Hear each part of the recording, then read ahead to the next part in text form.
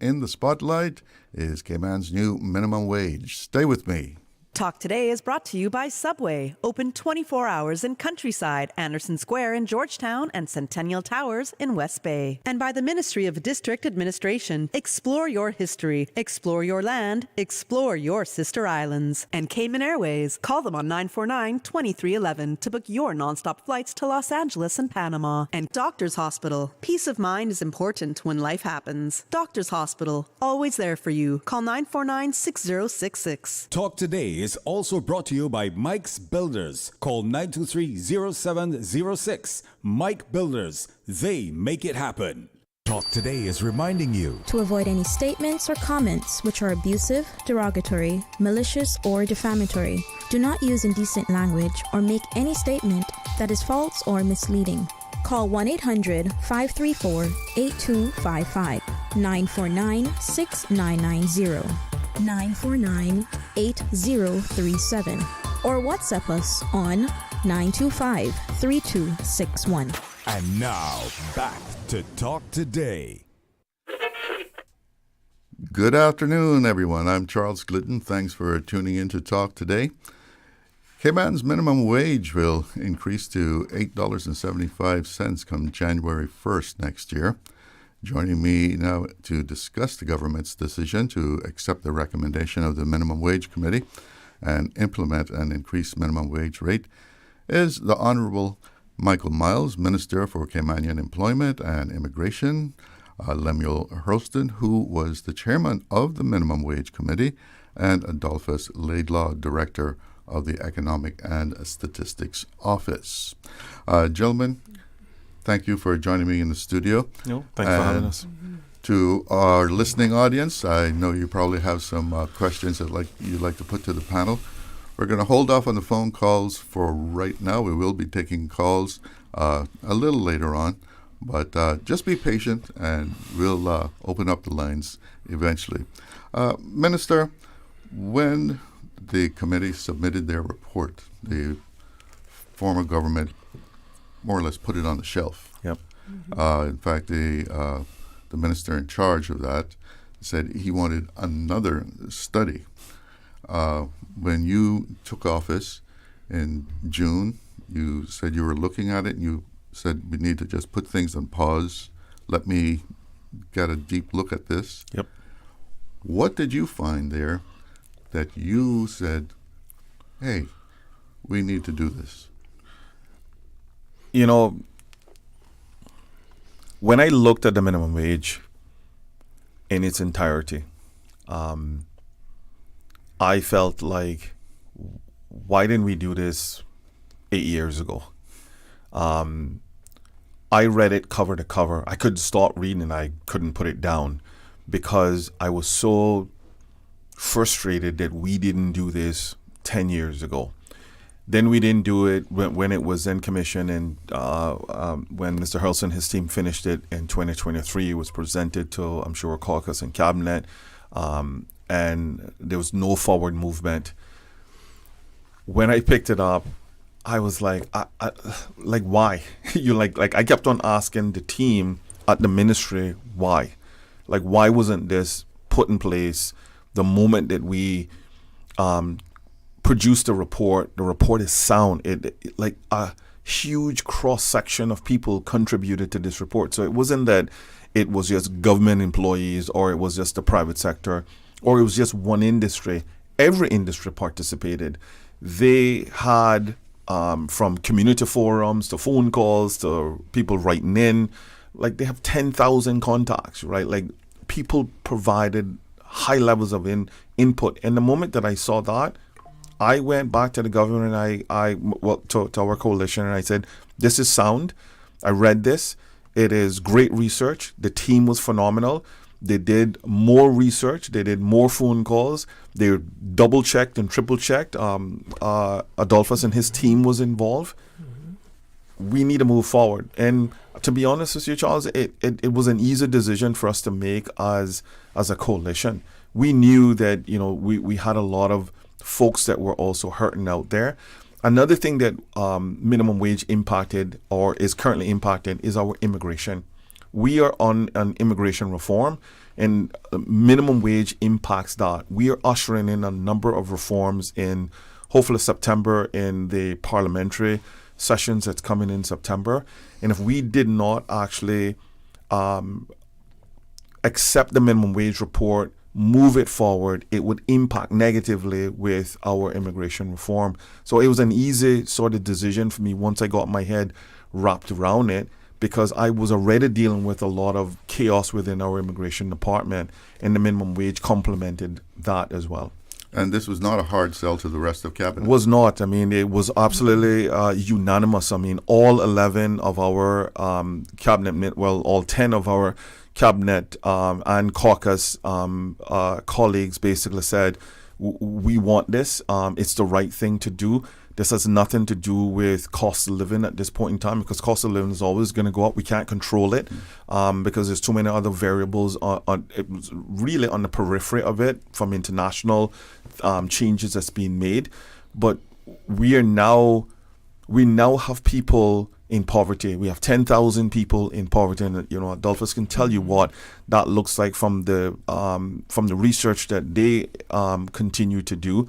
But we now have 10,000 people living in poverty. 2,000 plus of those are Caymanians. So it was overwhelming for me that I didn't have to beat people over the head with why was this important. It was, this is important to our country and we need to move forward. All right, let's take a quick break here, and we'll be right back with more talk on minimum wage. Shipping to the Cayman Islands is fast, reliable, and seamless thanks to Cayman Airways Cargo. Need it faster than ocean freight? Cayman Airways Cargo offers multiple cargo flights to Grand Cayman from Miami weekly, so your packages, whether big, small, or in between, will arrive in no time. You can even use a Cayman Airways Cargo US address for your online shopping. Cayman Airways Cargo is also the only carrier providing air freight services for Cayman Brac and Little Cayman. Contact us today and see why Cayman Airways Cargo was voted as Cayman's best cargo and logistics company in the Best of Cayman Awards. For details, visit caymanairways.com/cargo.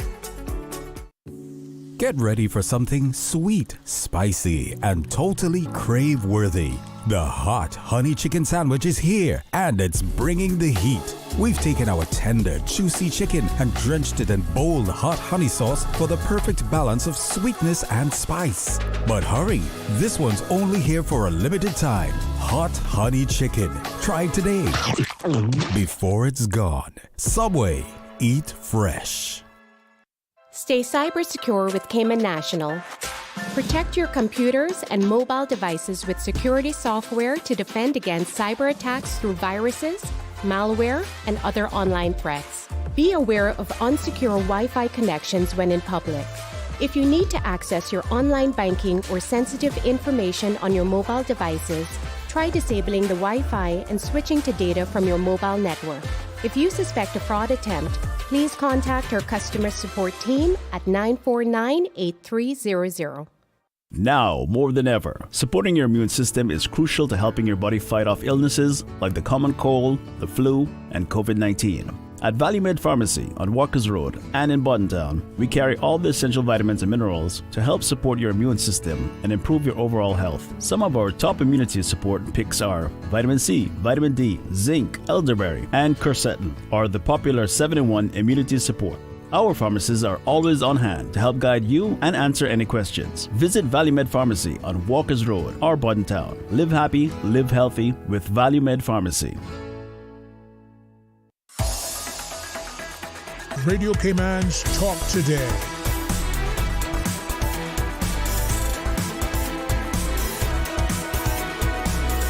What is on your mind, Cayman?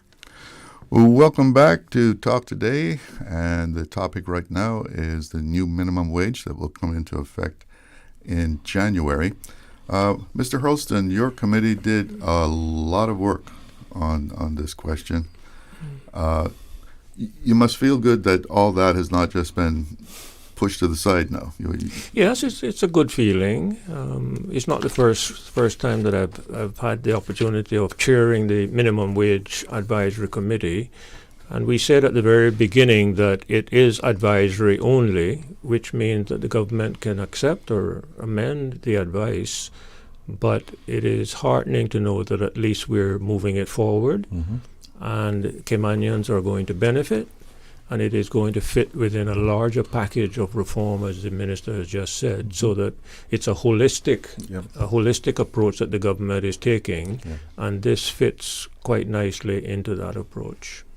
So this figure that we hear bouncing around about how many work permit holders, how many Caymanians are affected, your research matches up with that? Oh yes. It is the result of Adolphus's Economic and Statistics Office surveys that gave us the confirmation that we needed on the numbers, on the economic impact of our recommendations, and Adolphus can speak more specifically to that. So it's 2,000 Caymanians or thereabouts that are going to be their income will be improved, and 8,000 work permit holders. Is that a firm figure? Okay. Thank you for the question. Thank you, and good afternoon to everyone listening out there. Before I talk about the figures, I just want to say that we've been commissioned to do this report from the cabinet, and the cabinet gave us a terms of reference as to what we should do. The cabinet didn't say go out and form a universal minimum wage. They gave us a host of different things to look at, and one of the first objectives for the minimum wage that was set out by the cabinet is that they want a minimum wage that will address exploitation and provide real relief to the lowest paid workers. That's the first objective. Secondly, cabinet at the time when we were doing the research said they want a minimum wage that will improve employment opportunities for Caymanians in relation to decreasing the demand for imported workers. So our research go through and try to answer these questions. So we look at the data and see if we can answer those questions and how best we can fit the information that we research out there into the objectives of what Cabinet asked for. They ask a series of questions, and in each of the questions, we did several presentations. We look at the data that was available from the Economics and Statistics Office. We look at all our labor force surveys. We look at data from the national accounts, meaning the financial statement of businesses and the like. And we voted, we make some recommendations, and the committee decide as a team. Now, I think it's important that we set out that even though we say it's a committee, but the public should know some of the committee representatives. Because even though maybe myself and Mr. Hurlston is the face, there are a lot of other persons. It was actually a 16-member committee. Yes. So quite a wide spectrum then. So quite a wide spectrum, and I think Minister alluded to that. For example, we had the Cayman Islands Legal Practitioners Association. We have the University College of the Cayman Islands. We have the ESO, which I represent. We had the Business and Professional Women's Club. We had District Administration, Youth Ambassador Program, 3 members of civil society, the Chamber of Commerce, the Society for Human Resource Professionals, Tourism Association, Contractors Association, Cayman Finance, Cayman Islands Small Business Association. So it was well represented across all spheres of the economy. Now, what do you say to people who say, increase the minimum wage? That's inflationary. You're going to drive up the cost of living. Right. So the thing about inflation is, if we go back to really what is inflation, inflation is one of those measures, is just a metric that says I can purchase, once inflation increase, my income will be able to purchase less. So what I can purchase today, if inflation increase, I'll purchase less in the future. That's essentially what inflation is a rise in prices. Now, inflation is never going to increase or decrease easy without some kind of measure. And for Cayman, we depend on the international community. So for inflation, for prices to fall, it's hardly anything we can do within the Cayman Islands. Correct. For prices to fall. They're more likely to go up. So inflation increasing, what we need to do is make sure that wages are also increasing to take care of inflation. Yep.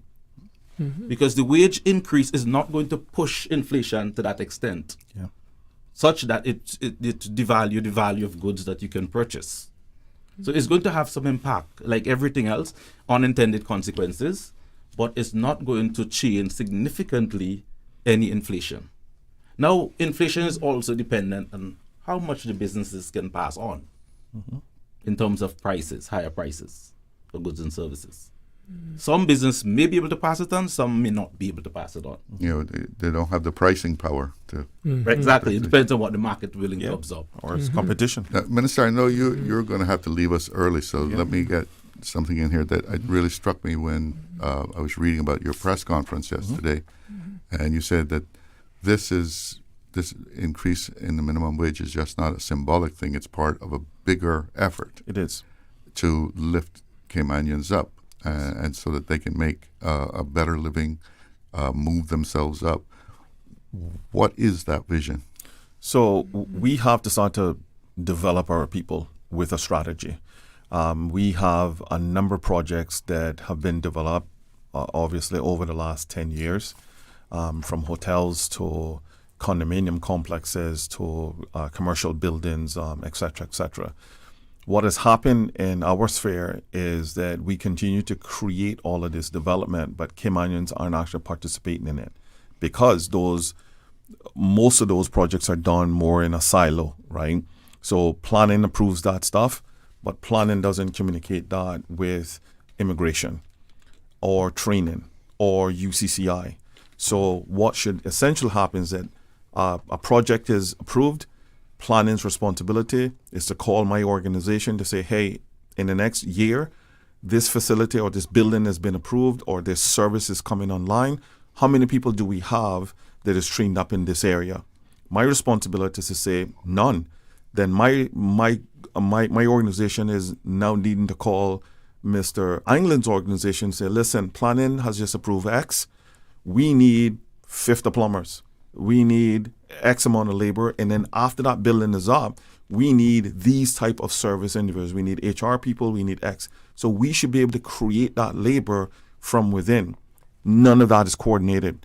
So when Mr. Hurlston said that this is more holistic, what we are now doing is looking holistically at all of this stuff. We have to make sure that our people aren't living in squalor, and a minimum wage addresses that because the opportunities are coming online. We don't want our people to be paid minimum wage. We want our people to be paid a livable wage. So we need to train them up so the average they're getting is $8.75. However, we're actually aiming for a livable wage that's above that, right? Another thing that it addresses is that we have a lot of unscrupulous employers that are bringing people into our country who has no intentions of those people, like they don't have no work for those people. So what is also happening is that you have an influx of expatriate workers who come to Cayman who are walking around the country looking work, right? It also cleans that up as well. We also have a domestic group of people who are also living in squalor. You know, in the majority, 99% of these are women that are living in squalor. So when you pay someone $6 an hour, where are they going to live in the Cayman Islands? What are they going to buy in the Cayman Islands for $6 an hour, right? We are now pushing all of those people into poverty, and now we are creating ghettos in the Cayman Islands. So it helps us clean a lot of that stuff up as well. So we, as we reshape immigration, as we reshape employment, the minimum wage helps with that. Let's go ahead and open the phone lines. If you want to give us a call, you can call us on 1-800-534-8255. That's compliments of Flow. 949-6990 or WhatsApp 925-3261. And you can put a question to our panel here. Well, we didn't have to wait long for a call. Good afternoon. You're on the air with Talk Today. Good afternoon, Mr. Charles. Yes, go ahead. Good afternoon, Honorable Minister Myles and Honorable Mr. Hurlston and Mr. Adolphus. Good afternoon, sir. I want to say something today that you all have done a fantastic job in considering the poor. Blessed are those who consider the poor, and I think you all are very much blessed. It's a great job that you did. Thanks so much for considering the people, and I hope you all have a wonderful day. Thank you, sir. All right. Thanks for the call. And we have someone else on the line. Good afternoon. You're on the Air Talk today. Good afternoon. Yes, go ahead. Good afternoon. Go ahead. How are you? Okay. Hi, Minister. Good afternoon to you, Mr. Myles. Good afternoon, sir. Yes, sir. Something that I heard you said, that sounds positive when it comes to you're saying you're trying to create something that it's a livable wage for Caymanians. Is it anything that you can do or in law that can allow work permit holders to make a wage that's survivable, that could help themselves survive here and survive overseas, and have a separate wage increase for Caymanians?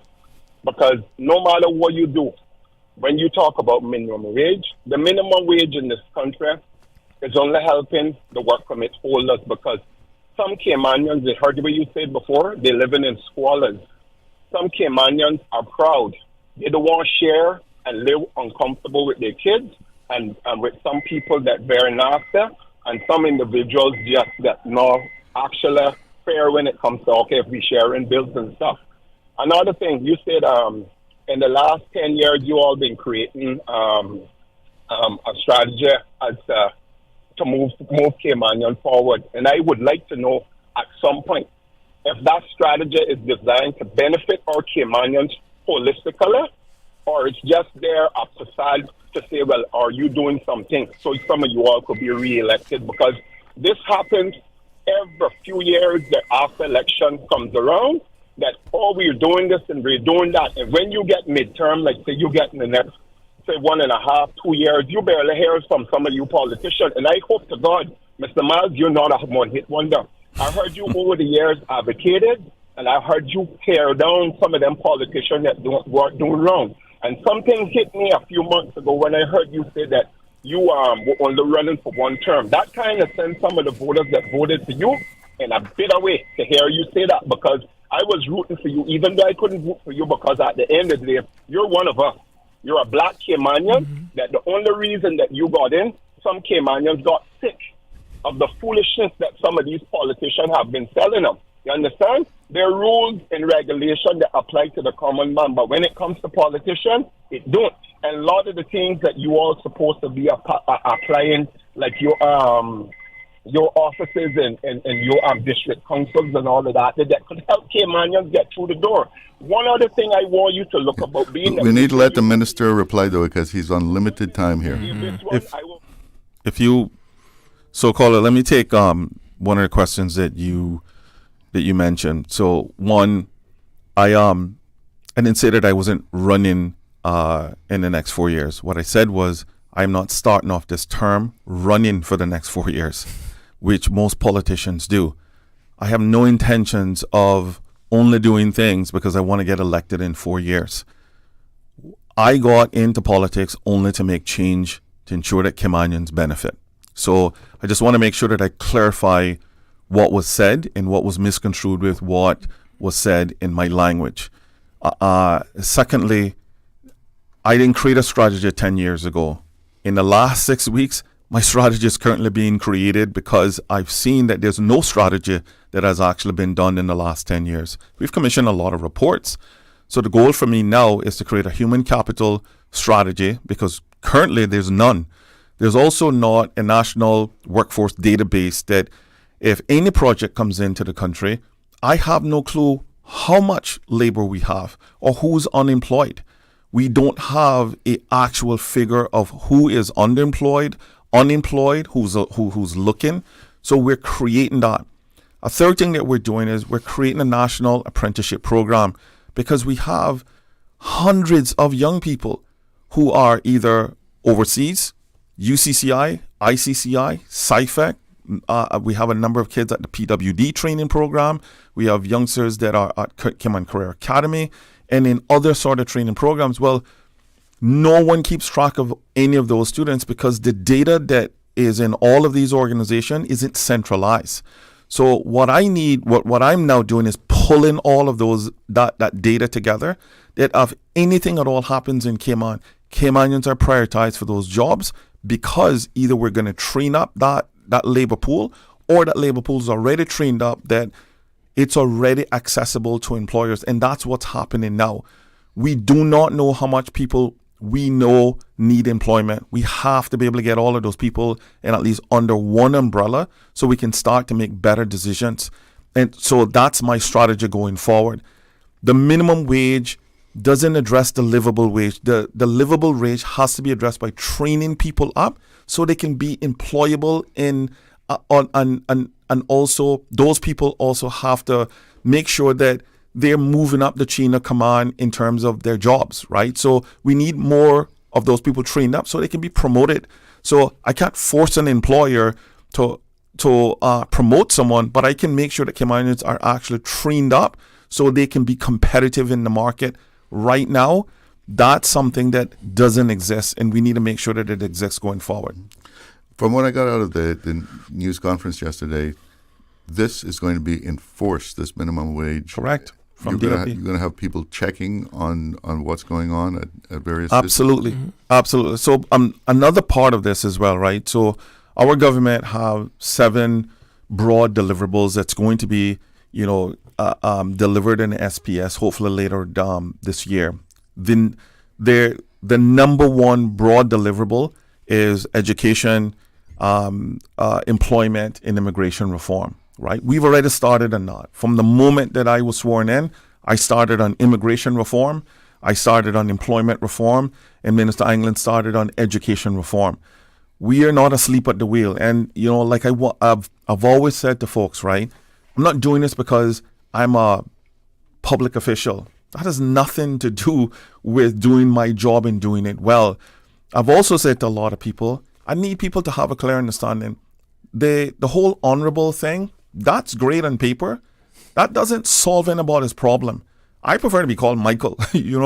I'm a trenches guy, right? I want to be working in the trenches, helping people, right? My responsibility is not to sit in a tower, sign a lot of checks, and feel that it's going to have an impact on the ground. I am actually going on the ground and making sure that things are being done the way it needs to be done to prioritize Caymanians.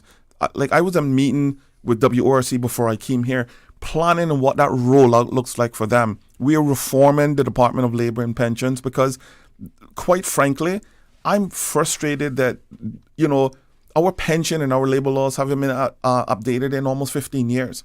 So all of this is a comprehensive reform. It's not just about the minimum wage. That's a small part of it. But we need to make sure that people aren't suffering anymore. And I want to make sure that people start off at least a minimum, and then we're training to make sure that they get a livable wage. Well, you may be preferring to be called Micheal, but I'll call you the Honorable Micheal Myles. It is what it is. Protocol.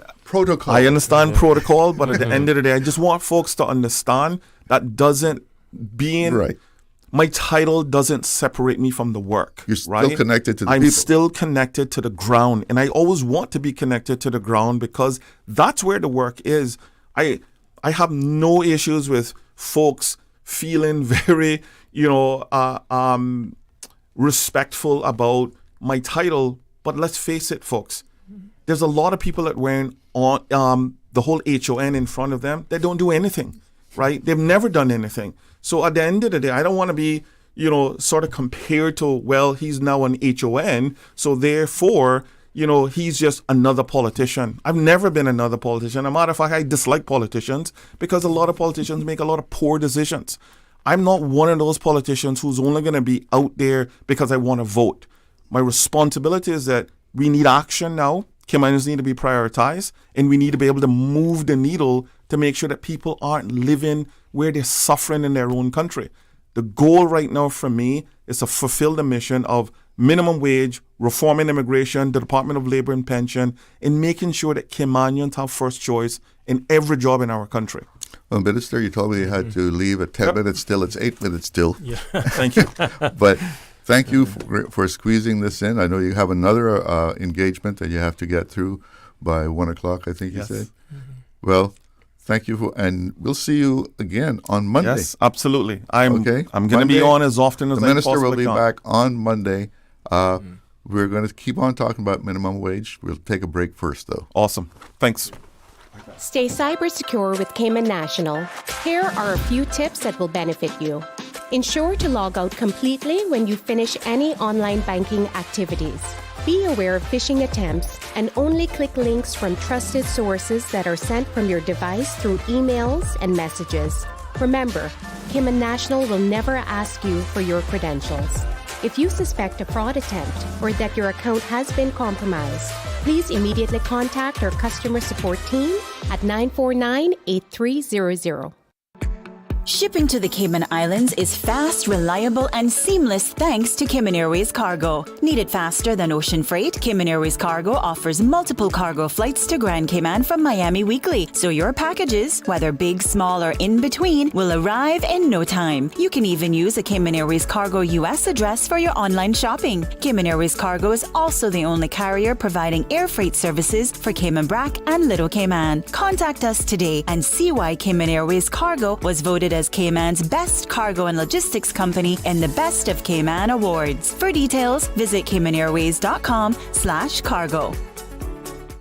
Did you know that Doctors Hospital provides urgent care services 24 hours a day, 7 days a week? And Doctors Hospital's urgent care physicians have access to the most advanced MRI and CT imaging in the Caribbean, providing reliable diagnostics when you need it most. When you need quality urgent care for an illness or injury, Doctors Hospital is here for you 24/7. Whether it's a migraine, chest or abdominal pain, shortness of breath, broken bones, or another urgent need, Doctors Hospital at the top of Walker's Road. Urgent care right now.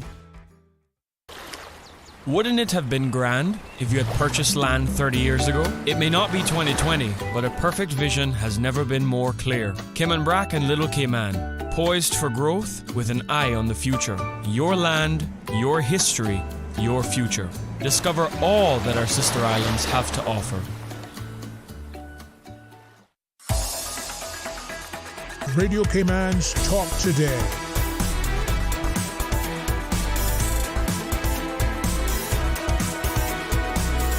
What is on your mind, Cayman? Welcome back to Talk Today, and we've been discussing the new minimum wage of $8.75 that comes into effect in January next year. And we do, the minister had to leave us, but Mr. Hurlston is still with us, and so is Mr. Laidlaw, so we can talk some more with them.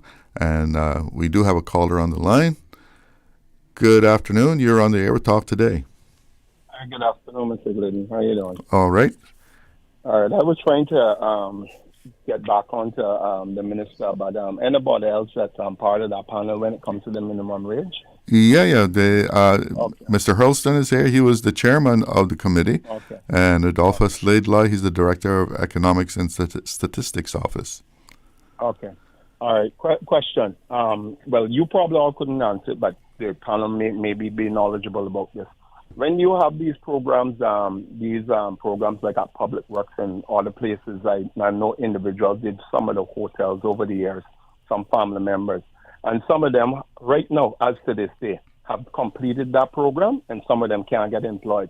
When it is that the government go stop this, I realized when they came out with this work program, I thought work was like a clearinghouse for jobs for Caymanians or paper Caymanians, that if the event that a person did a course, that they will get on a priority list and sent over to an entity that needs someone. Why is it now that these people are getting trained and still are not being employed? Are they unemployable because of looks or color or what it is? Because it seems that it's a lot of stigma that goes on into this country when it comes to the HR. Majority of our HRs in this country aren't Caymanians. They're foreigners. And they're stigmatizing when it comes to first of all, they say, really, they say we two-faced there. And someone said we don't want to work. If we get a decent pay, we will work. No Caymanian wants to be working on the bottom end on the pay grade when they know someone doing supervisor work. You can't do that. You understand? And there are individuals that they brings in behind our Caymanians and give them a better position, and the Caymanians still got to show them what to do. Where is the oversight when it comes to things like this? Because I heard a few days ago, I believe it was OC, so that someone called and said, well, a person was working outside of their remnant when it comes to Orrett. Say there was a carpenter, and they no longer had a carpenter work when a couple months after they were around looking job elsewhere, and it wasn't within the same profession. And they called wherever it is, work or wherever, and they never done nothing to it. I believe OC said it, that they say that it was within their guidelines, but it wasn't the same person that they're working for, and the person didn't agree to share the permit. Where's the enforcement with that? All right, let's see if we can get an answer here, because we're running up close to news time. Okay? Okay, I don't know that I can speak too authoritatively about the Department of Labor or the Department of Work Permits, but I hear what you're saying, and I understand the frustration, and I believe that what the government is currently contemplating is trying to break down some of those silos that people are encountering and trying to make a more integrated approach to how labor is managed. How it is managed in terms of determining who is seeking employment versus the jobs that are available that matches those qualifications. And I know that several attempts have been made to electronically track some of this, and maybe some of those efforts have succeeded and maybe some have failed. I don't know.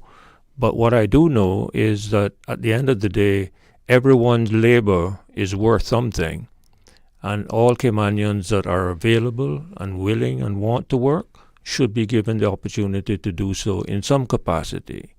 So that is, that is fundamental human rights to any population. We should look after our own first, and then if there's some capacity to help others externally, by all means. But let us give the Caymanians the first preference.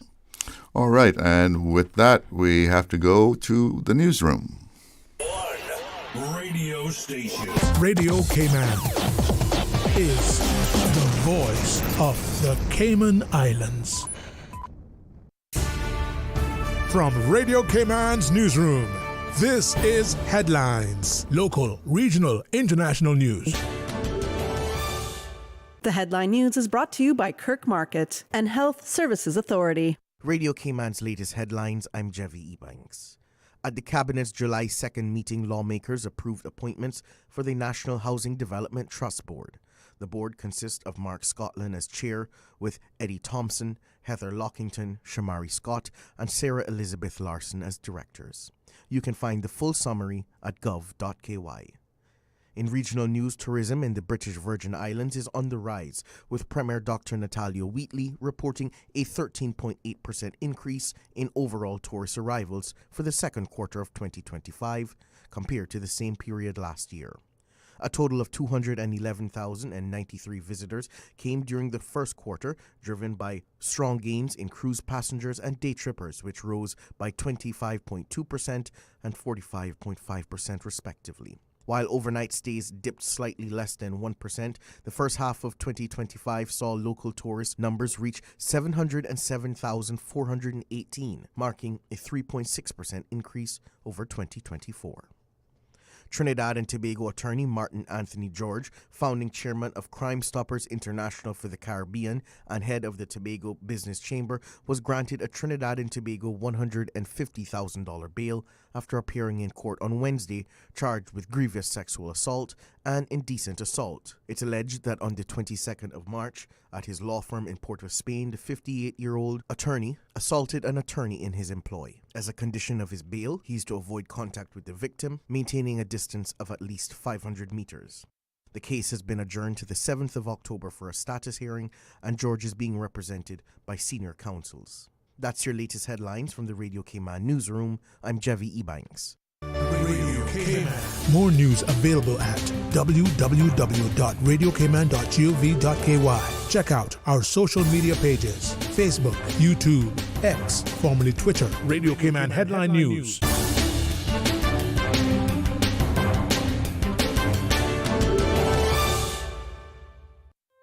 Looking for fresh, healthy food that's full of flavor?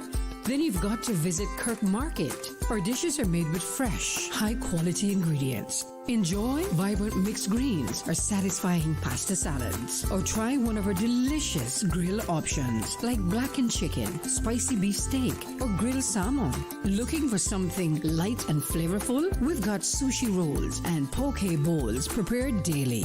And don't forget to explore a hot bar or belly fresh salad at the salad bar. Stop by Kirk Market today for breakfast, lunch, or dinner and taste the difference. Eat well, live well with Kirk Market.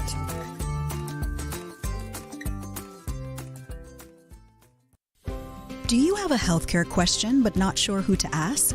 Contact HSA's Patient Call Center to speak to one of our experienced clinical team members. We are here to answer your questions and help guide you through your healthcare journey. Need to make an appointment? Our team can help. Contact HSA at 949-8600 or email info@hsa.ky. At HSA, we are committed to caring for you. Radio Cayman is pleased to feature this special Sister Islands historical vignette brought to you by the Ministry of District Administration and Lands. Explore your history, explore your land, explore your Sister Islands. The Bogue is the 8-kilometer or 4,000-foot channel from the western point on Cayman Brac to Point Asan on Little Cayman. On the 2nd of May, 1987, Jeff Miller crossed the Bogue in 2 hours and 36 minutes. He was later nominated for the Udovan Award for Most Adventurous Swim by the Marathon Swimmers Federation for a circumnavigation swim around St. John Island. Since then, many swimmers, including a former Cayman Islands governor, have continued to swim the Bogue, with subsequent charity events being created.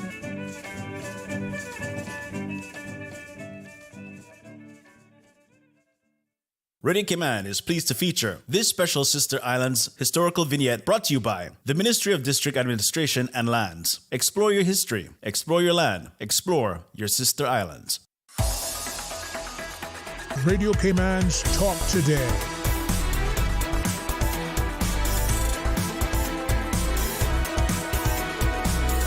What is on your mind, Cayman? Welcome back to Talk Today. We're still on the subject of minimum wage, and the minister has left us, but Mr. Lemuel Hurlston, who was the chairman of the Minimum Wage Committee, and Mr. Adolphus Laidlaw, director of the Economics and Statistics Office, is still here. So if you want to give us a call and put some questions or have mini discussion with these two gentlemen, please do so. The numbers are 1-800-534-8255. That's toll-free compliments of Flow, 949-6990, and WhatsApp, 925-3261. Mr. Laidlaw, the minister mentioned that we don't have data on unemployed Caymanians. Why don't we? How do we go about getting that data? I think it's based on... You just need to put your mic closer. Okay. From the ESO perspective, I think it's one of the data gap where we have very limited data on Caymanians in terms of their qualification, in terms of what they study, their training, and things of that nature.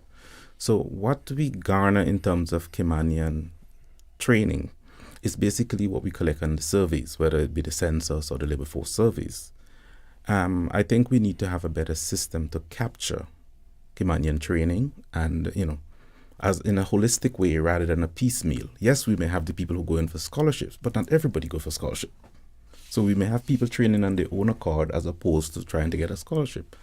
And it may be that even at the business level, we may have to append some compulsory submission of the Caymanian employment data, where they will say how many Caymanians are employed and the associated training, what are the occupations.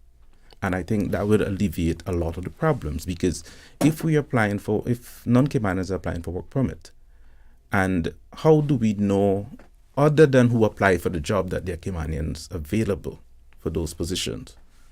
The truth is that we don't know. We're assuming that the Cayman who was interested going to apply, and we'll give the preference at that stage.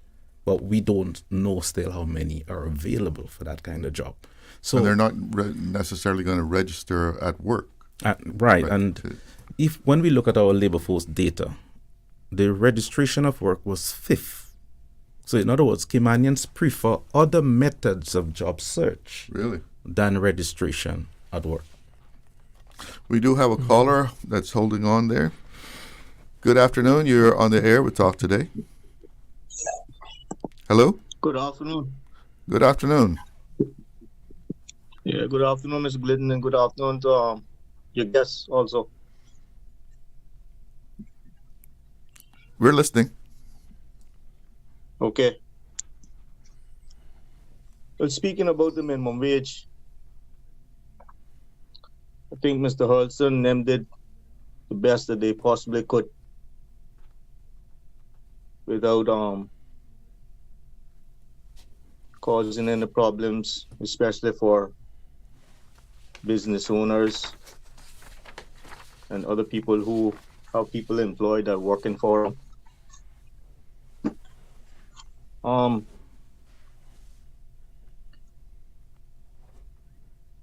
When it comes to the minimum wage, where I see a problem with this, especially for small businesses, is when the government are allowing certain companies to practically do as they please, such as CUC and the banks, when it comes to mortgages and the price that people are paying for their light bills. If CUC continues to increase the light bills, the water companies continue to increase their water bills, banks are able to charge whatever they please when it comes to paying mortgages. This is where the problem is when it comes to small businesses, especially being able to raise the minimum wage from probably what they're paying people now to the $8.75. Especially the Caymanians.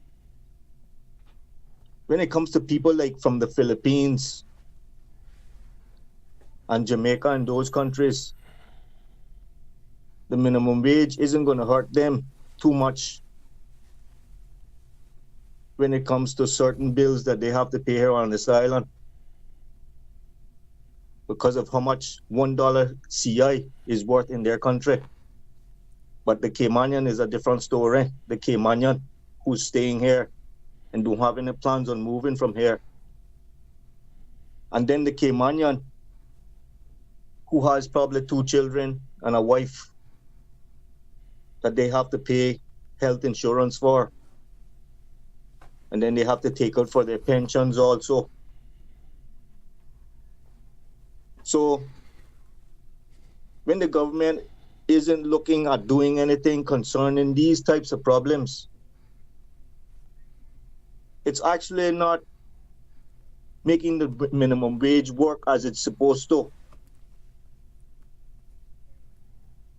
So it's actually like when the government speaks about when they hired KPMG to make a study concerning the traffic. Well, if the government doesn't put a number to the certain amount of people who are able to come here on this island to live and to work and own cars, it doesn't matter how many new roads you build, we're always going to have a traffic problem. So until the government puts rules in place, either people who are here in Cayman Islands working on a work permit are not allowed to own a car, but have to use public transport. Either they have to do it that way, or they have to put a certain amount of people who are able to come to the Cayman Islands to live and to work. Because remember now, everybody in the world wants to come to Cayman to live and to work. But let's try and stay with the minimum wage, though. Now, I don't know if you were tuned in when Mr. Laidlaw was talking about how complicated inflation is, and there's a lot of external factors that we don't even have control over. But let me get him to repeat that for you, okay? That how difficult it is to control inflation in Cayman. What I was saying earlier was that most of the inflation in the Cayman Islands are actually imported. If we take everything that's coming into the Cayman Islands, most of it is from North America. At least 80% of it is from North America. CUC would have to produce the electricity using some kind of fuel, fossil fuel at this point. They probably use diesel. So once the diesel prices increase in the world market, our price is going to increase here. We take every piece of material we use to construct a house, except probably some of the gravel or, those kind of aggregates. I think even some of that comes and all of it is from overseas. So the price that reflect here, the inflation that is causing here, are really from the suppliers, from where the raw material is actually coming from. And, those things are all inflationary. I mean, take, for example, a government that is elected in the U.S. Just by tariffs alone in the U.S. is going to push up inflation here. The geopolitical tension in the Middle East, whether, who wants to be king of the world or who wants to be on top of the world, that will increase prices here. So you find that we have very little control over a lot of the things that will cause inflation. Quite obviously, people are all hurt by inflation, cost of living, people are hurting. And I think what I've seen the government doing is trying to increase wages because they have no control over the inflation, but they're trying now to increase wages and salaries such that there is some reprieve. You suggest other ways. Government in the past have tried electricity rebate, different things with the same intention to try to get some cost of living reprieve. But a lot of it is really out of our control. I mean, you talk about the tariffs. I've heard people say, well, we have to source things from different countries in the region and so forth. But how do you get it here without it going through Miami or, and then it goes through Miami and you get the tariff on? Yeah. There was a meeting of CARICOM in Montego Bay, Jamaica. I think it finished yesterday, the meeting. And there are several countries in the Caribbean now that have come together and have decided that the transportation of goods and services across the region is so critical to the region's economic future that they have decided that they're going to go and provide an air service, an air freight service throughout the region so that we can start moving goods and services between the countries of the Caribbean. So you can see that there's some change coming, and we'll have to see how cost-effective those changes are in time. Well, that sounds like something that would help the situation out. You had a very broad spectrum of people on that committee. How much pushback were you getting from the business community about raising or recommending this raise? There were two economic sectors that we discussed and had some pushback on. One was the Chamber of Commerce, and the other one was the Tourism Association, the tourism sector. The committee itself was made up of a third of independent thinking members, a third of representatives of employees, and a third with representatives of employers. So we had 16 people in total. The chairman had no vote. So we had 15 persons out of a 16-member committee that were voting. And the vote in the final analysis, for example, the vote in some instances came down to a majority of just one. We had 8 in favor and 7 opposed. So that tells you straight away that there's some pushback. So what we did to manage that was that we said any member of the committee or any sector of the community that wanted to make a minority report, a pushback report, was free to do so. The Chamber of Commerce and the Cayman Islands Tourism Association both submitted minority reports, and we published those reports as appendices to our main report so that there was complete transparency in the reporting of opinions and of the voting as well. We do have a caller on the line. Good afternoon. You're on the Air Talk today. Good afternoon to you. Good afternoon. Shallow. Good afternoon to your guest there, esteemed minister. Well, the minister's gone. Mr. Hurlston. Oh, he's gone. Yeah. Didn't know that. I just heard a smattering. Mr. Hurlston and Mr. Laidlaw is with us still. And they are never members of the committee for years. They've been there. What we are not saying, or we don't want to say, is that Cayman is a very unique situation. Very, very unique, one of a kind. We have no direct income tax. No direct income tax. And no labor union. So when we compare ourselves to other countries, it's not really being completely above board and truthful, if you want to say it that way. I don't care. I say it that way. To talk about inflation, that's a word often bandied about by economists and all the big boys in the stock market. And they all because it reinforces their ideas of how things should be theoretically and so forth and all that. In reality, it just doesn't work exactly how they plan it to work. It has never worked that way. If we gave a raise, some big companies gave a raise or a bonus to people ends of the year, we could say that's going to be inflammatory because it's going to raise the inflation rate. Well, that's really not the truth. The money is going back. They have to spend that money somewhere. Money is no good to you unless you spend it. You can't even light a good fire. You have to spend it. And it's being spent mostly here. So the money will come right back to those who would bawl and scream and pray. We don't expect the business people, the Chamber of Commerce and the others, the big boys in the business world, they are the employers.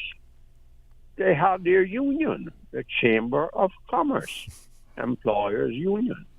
The little man, I didn't hear any mention when we were talking about the names of the people who were questioned and who gave evidence or whatever it was at those probing questions. I didn't hear one person say, I spoke to a person who earns minimum wage. I didn't hear that. Maybe they did, but I didn't say. Well, Mr. Hurlston would know. Certainly, yes. Yeah. That was but they didn't say it. Yeah. They didn't say it. We held 37 meetings. We reviewed data. We heard from civil society, from businesses, from government agencies, and we received over 10,000 public contributions via town halls, surveys, and written feedback. So, and one of our focus groups that was conducted with persons who are considered marginalized in terms of income.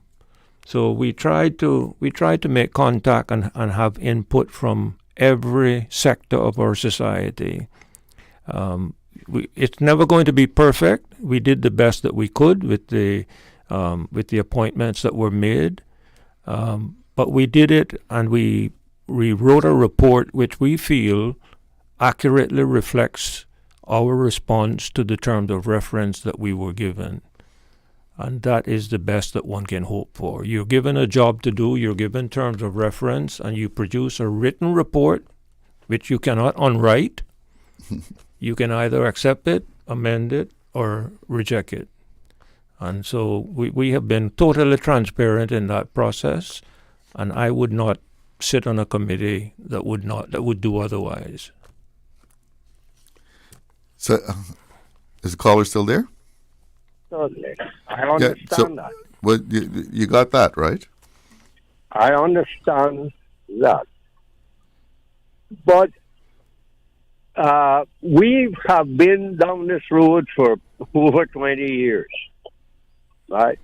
We know where the problem lies with trying to raise the minimum wage. When you raise the minimum wage, to enforce it, there has to be a way to enforce it. We have no direct income tax, so it's very difficult. I know wherever countries have a minimum wage, it is tied to your income tax returns.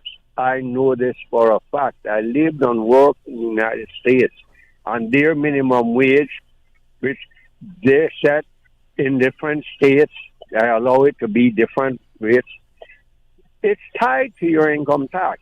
And by law, you're supposed to report even your tips to the IRS. But I know most people won't do that. They give you great latitude. But they're watching very, very carefully the reports of the owners of those companies according to the minimum wage criteria and so forth. They do this. They inspect their returns and so forth. If you're going to raise the minimum wage, they will inspect what you've done. If you try to raise your prices and so forth to reflect more money in your pockets, a greater profit, all that is there to control. But we don't have those controls, and we don't have a union to represent the little man and so forth. So that's out the door. But we know that 875 is a good raise to it, and we understand, as Mr. Hurlston said, they did their job. Yes, they did their job with what the government gave them, with what our elected representatives asked for. But we know it's not enough. We know it's not enough.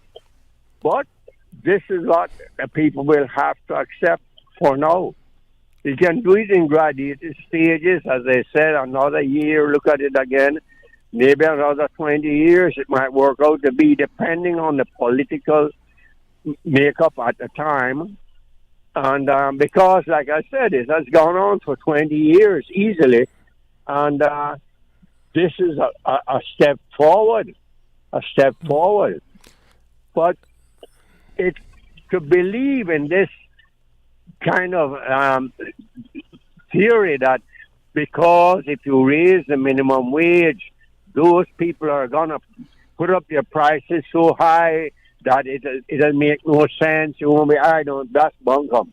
Well, we covered that before. We covered that inflationary aspect before, and our economist here says it has a minimum effect because there's a whole bunch of other things out there that are causing prices to go up, and that'll just be a small slice of the pie as far as the impact on inflation. But thank you so much for the call. Good to hear from you. We have someone else on the line. Good afternoon. You're on the air with Talk Today. Good afternoon again, Mr. Charlo. Yes, go ahead. You have a question? I want to get a bit of clarification. Could it be considered an investment in the people by raising the minimum wage to $8.75, and would that be good for the economy of the Cayman Islands? I await an answer to it, if possible. Well, we have an economist, so let's hear what he has to say. Thanks for the call. All right. Okay, thank you for the question. If we look at the minimum wage of $8.75 relative to what it is now, $6. Now, once you pay employees in any organization more, and they get closer to being satisfied, employees are usually motivated by, some are motivated by money, some other non-monetary motivation. But almost everyone in an organization welcomes more money because it means that they can change their living standards in some way, shape, or form. So in terms of looking at it as an investment, if people are happy, people give better service. People want to come to work. So what you find in history is that the companies that pay staff well, that treat their staff well, staff tend not wanting to do anything to lose that job. So they shirk less because they're happy in that organization. Because once the organization is treating the staff well, people don't want to leave to find another job because the chances of you getting another job like that is maybe limited. And as a result, so any change in any business out there, whether it's minimum wage or above minimum wage, people feel valued. Staff will feel valued, and it's an investment in the staff because the staff want to know that you care about their well-being. That's one aspect of it. The other aspect of your question is that, as the other caller was saying, the extra spending by that extra money propel GDP. It's a multiplier impact. If I get more money, I can probably hire a cleaner, or, pay to other persons who are employed in my home, or buy more stuff, invest into something else. So it propels the economy. And what we estimate that the increase in this minimum wage to $8.75 will increase the GDP by 0.9%. So we will be higher by 0.9%. So it will almost account for a 1% growth more than we had before because of the extra spending.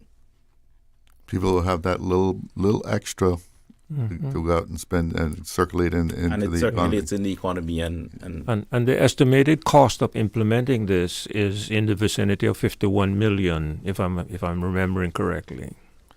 So that's the additional payroll. The payroll expense will increase, yes. Okay. Is this a living wage, you think? No, this is not. This is not even close to a living wage in the Cayman Islands. This is a minimum wage that keeps people from slipping into poverty, but it is nowhere near a livable wage. So one of the things we did in the committee also, because we know there is the public discourse about minimum wage as opposed to a living wage, we include a section in the report exclusively detailing a living wage. And that's why when the minister was there, he was saying about upskilling Caymanians such that they can earn a living wage. Because if we take the civil service as an example, the lowest paid person is earning $3,000. And if you take a 37.5-hour work week, then that's equivalent to around $18 per hour. Between $17, $18 an hour, just doing some quick math. But isn't that also the $3,000? Isn't that like the maximum for financial assistance? Yes, it's the same thing. It's the same. It's the same figure. Yeah. It's the figure that NAU you'll qualify for NAU assistance if your household is earning less than $3,000, and that's the same $3,000 figure that a civil servant is now not capable of earning less than. Okay. So it's a comparative figure. I know I got you to stay on after the minister left. I don't know whether you all have to leave. I don't know what your schedule is. But right now we have to take a break. Can you stay? Yeah, I'm available. Yeah, we can stay a little longer. Okay, well, let's take a break and we'll continue our discussion on minimum wage. Illnesses can strike without warning. Ouch! When it comes to urgent care, every second counts. At Doctors Hospital, we have a dedicated team of experienced doctors and nursing staff available to you 24 hours a day, 7 days a week. Don't waste time in an overcrowded emergency room when you need urgent care. Whether it's a broken bone, a severe infection, or a sudden illness, trust in Doctors Hospital's unwavering dedication to providing the best immediate care. For complete urgent care when you need it the most, choose Doctors Hospital, located in Georgetown, 16 Middle Road.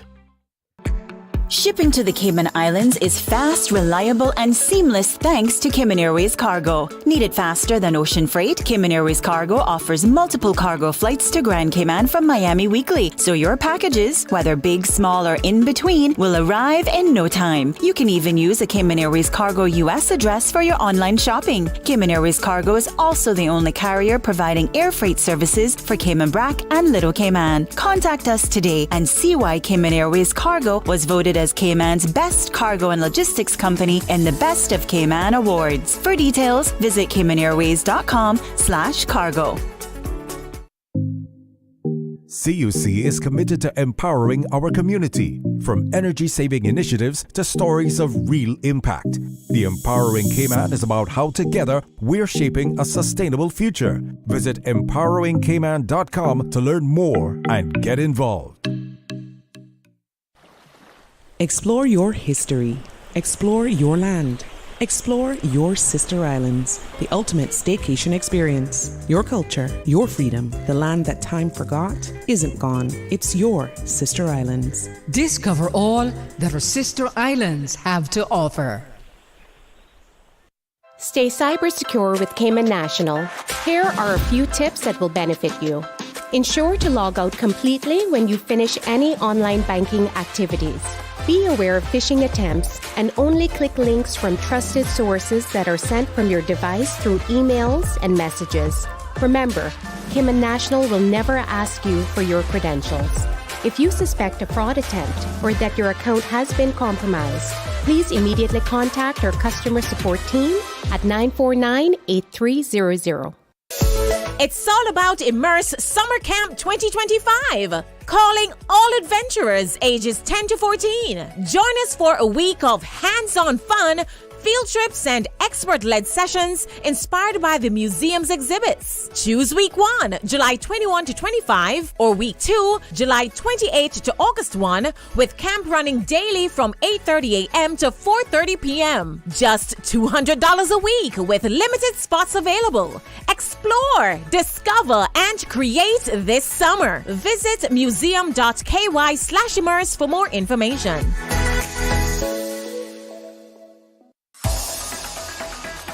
Radio Cayman's Talk Today.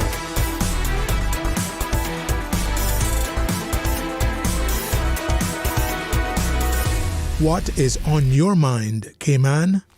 Welcome back to Talk Today, and we're talking about minimum wage. In the studio with me is Lemuel Hurlston, who was the chairman of the Minimum Wage Committee, and Adolphus, Laidlaw, director of the Economics and Statistics Office. And we were talking about any kind of pushback, and in reading the article in the Compass here about the news conference yesterday, you said that the business community was talking about having to lay off 700 people. I think if it had gone to $9, which, $8.75, $9, I guess is not much of a difference there. But you did some research, your department did some research, and said it might result in 200. I mean, that's a big difference. How do you have such a disparity? 200, 700? Right, because sometimes when you put a survey out there, especially where you're going to add costs to a business, because they can hire the labor for $6 now, and you're increasing that labor cost for those persons who are minimum wage level by $2.75. So you find that sometimes emotion comes into the responses. Mm-hmm. So a business will always want their cost to be lowest. So what they are threatening is like, say, okay, well, I can afford if it's increased by $1, meaning if you go from 6 to 7. I can maybe afford if it go to $2, which is 8. But once it reaches over 3, then I have to rethink my business strategy. I have to rethink what am I going to do. And the easiest thing to say at that point in a survey will be to let people go. So I'm going to let go some people, but at the end of the day, a lot of business here depend on labor because a lot of them are labor intensive.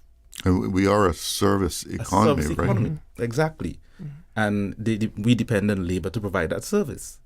So it means to let go some of those, the quantum of person we're talking about. Then you're basically jeopardizing your service. So we'll have to find more creative way to keep the labor and pass prices on where we can or do other things, even if it's reduce hours, rather than making the person redundant. So, but businesses, to me, will be more reactive when the minimum wage is in place. They will basically sit down and crunch the numbers and see what's the best way out. Now, would it be easy for every business? No, because different businesses have different strategies. They're operating different parameters. They have different pricing schemes, and as a result, there is not a one fit for everyone. Some will be able to pass on some will be able to retain all their staff. Some may reduce hours or whatever it is to suit those purposes. But the idea is that at the ESO, when we look at the way things are going, even if one business may lay off, the market is such that they probably can find another job somewhere else. So it will save other business from bringing in new labor because they may just shift from one company who can't afford to another company locally. We have some calls. Good afternoon. You're on the Air with Talk today. Good afternoon. Hi. Hi, this is Alice Nico. Good afternoon, gentlemen. It's always lovely to hear people talk about important matters that affect such a large sector of our Cayman community. I'm sorry I wasn't able to fit in a call when the minister was here, but I'm sure that if there's any merit in what I'm going to say, Mr. Laidlaw and Mr. Hurlston may well pass it on, and you, Mr. Challow, I know, will pass it on to Minister Myles. Something that has puzzled me for many years of my life, and I'm getting up there, when we have the announcement of the cost of living increases 2 point something or 3 or whatever %. Yes, we understand that. But is there, Mr. Laidlaw would know, is there just one common basket upon which one comes to this conclusion that the cost of living is only X %? And that basket includes luxury items like cars and all of the different things. Anything one can buy with money. Are they all included in the one basket upon which the decision is made? Then cost of living is 2 or 3 or 4% or whatever. Or is there a separate, I'll say, common basket for the basic things of life that we each need to survive, so that you would have one saying, this is the basic or whatever, X %, and here is the luxury above average. All right. That's clearer than mud, but I'll listen. Thank you. All right. Thank you. Good question. Good question. Okay. Radio. God bless. Bye-bye. Thank Bye-bye. you. Thank you, and same to you. In terms of the inflation or the cost of living that the question you're asking, in 2015, the ESO conducted what you call a household budget survey. Now, what that survey involved is basically collecting information on how households are spending their money. Mm-hmm. So we select a sample of household across all islands, all districts, all EAs, and we basically ask them how they're spending their money. So we give them this information, and they are to keep all their receipts, everything that they spend for a defined period of time. And we conduct a survey for an entire year. And that gives us exactly how people in Cayman Islands are spending their money. When we put all that together, we see the commonalities, what they're buying at the supermarket. So, for example, what they're spending on food. what they spend on alcohol, what they spend on clothing and footwear, housing, utilities, household equipments, household furnitures, health, transportation, communication, recreation, education, restaurant and hotel, miscellaneous goods and services. And from that, we take out a basket of goods.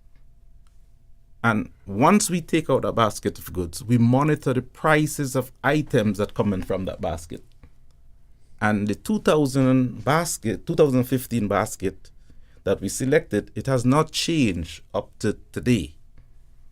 So it's the exact same items price we've been monitoring at, your favorite grocery stores and your restaurants, etc. And we determine the cost of living from that. Now, soon we'll have a new basket because we completed a household budget survey in 2023.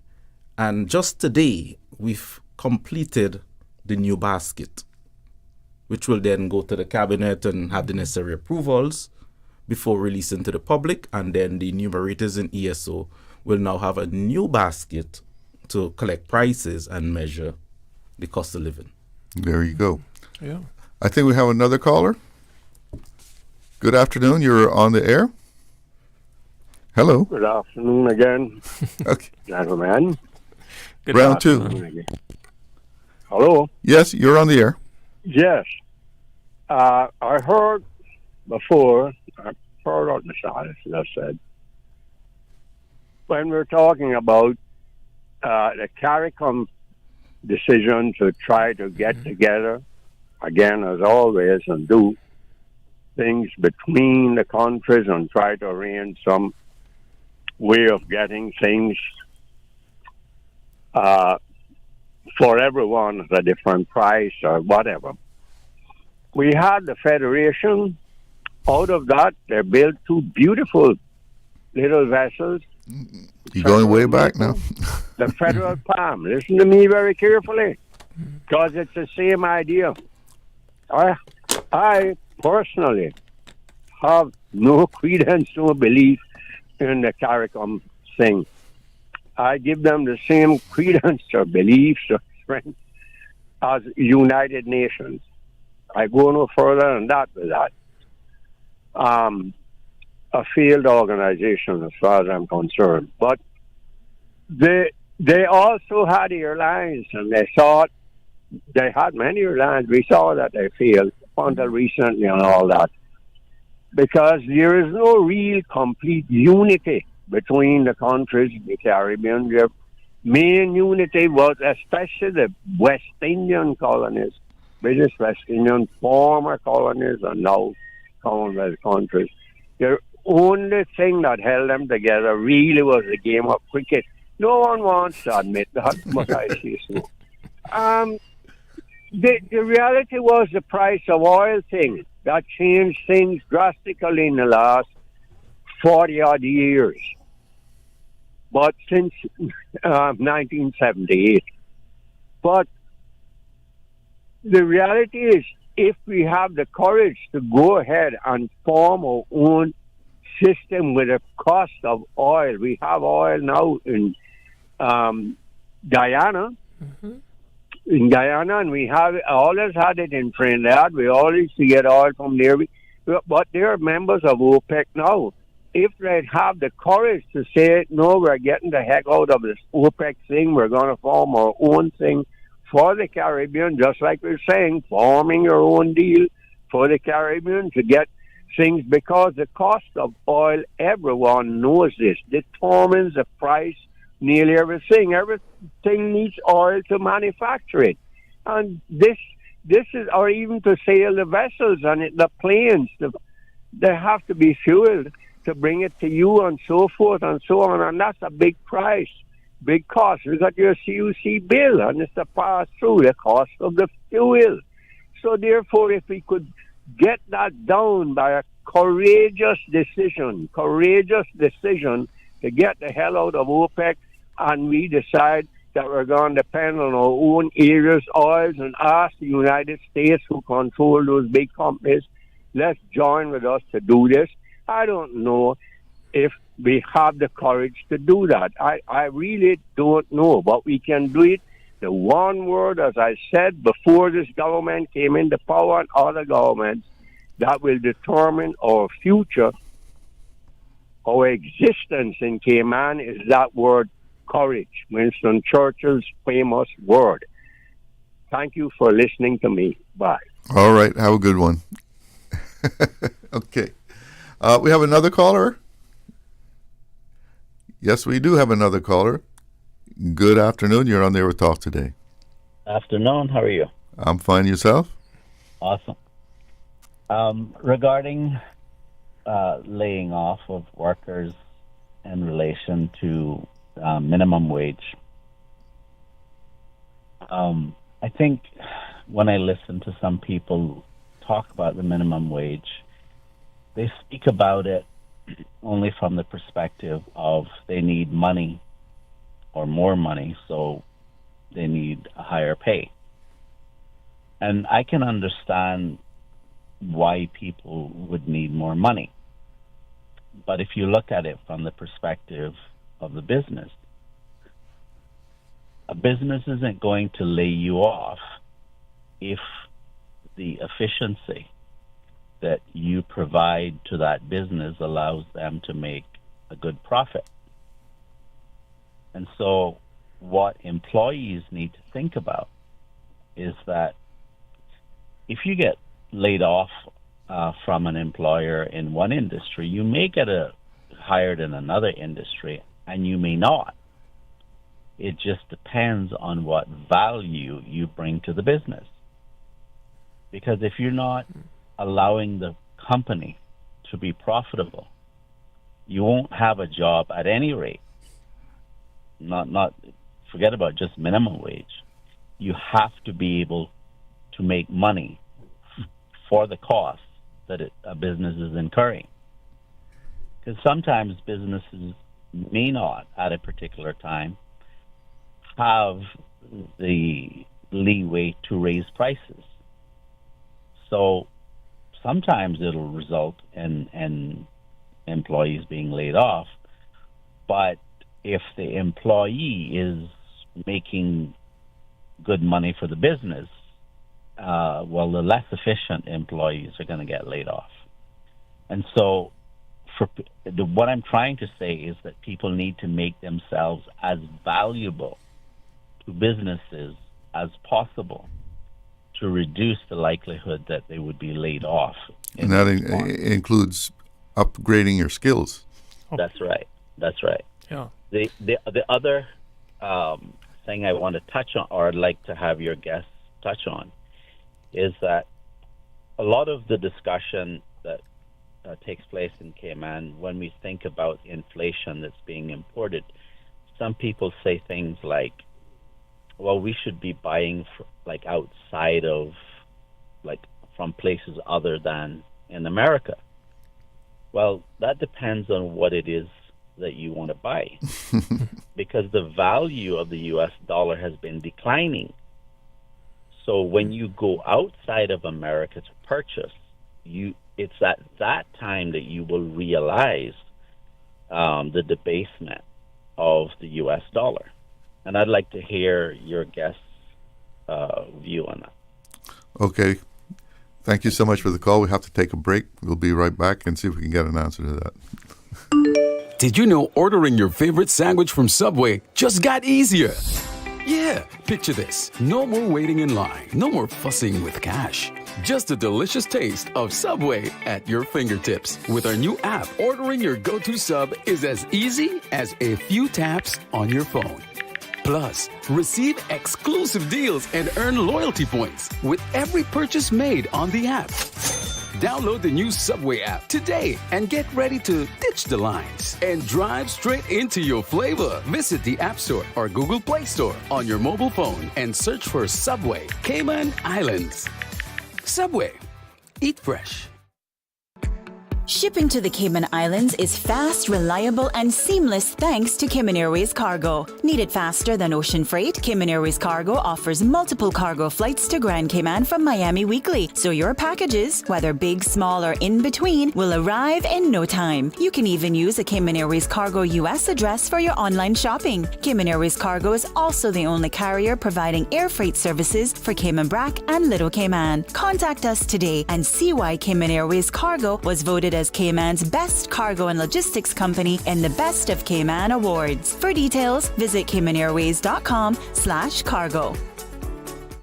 Did you know that Doctors Hospital provides urgent care services 24 hours a day, 7 days a week? And Doctors Hospital's urgent care physicians have access to the most advanced MRI and CT imaging in the Caribbean, providing reliable diagnostics when you need it most. When you need quality urgent care for an illness or injury, Doctors Hospital is here for you 24/7. Whether it's a migraine, chest or abdominal pain, shortness of breath, broken bones, or another urgent need, Doctors Hospital at the top of Walker's Road. Urgent care right now. Freedom, Cayman Brac.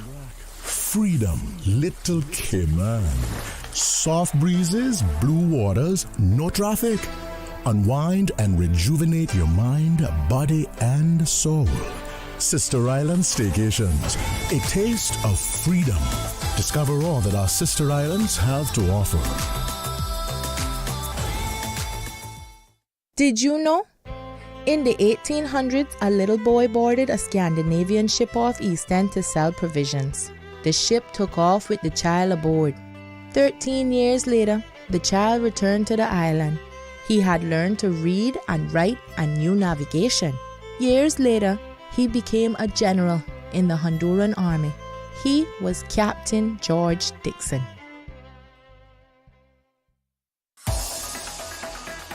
Radio Cayman's Talk Today.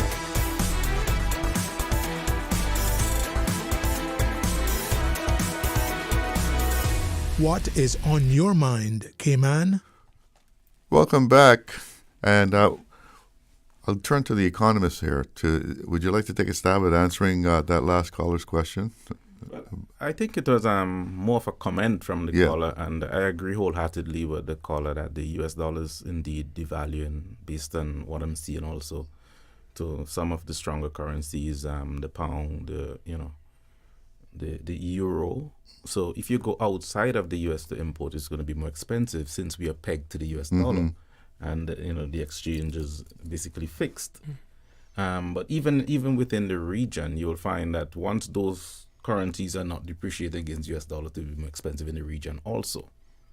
But the idea, even importing outside of the US, there are other issues also. Because here in Cayman, we do not have a Bureau of Standards. And we rely on the quality checks coming from from the US. Mm-hmm. So if we importing things from some, say, regional or Central American or South American countries, how do we know the quality we are getting unless we can test it ourselves? How we know if we importing, what diseases we may be bringing into the island? Exactly. So there are many other things than just spreading, trying to get the imports from other countries that will come into play, because it means it may be cheaper in terms of the product, but it may cost us more in the long run. Well, you get what you pay for, right? Yes. I think we have a caller. Good afternoon. You're on the air with Talk Today. Hello, good afternoon. Yes, go ahead. Yeah, good evening to you and your panel there, Mr. Charlo. Tell me something.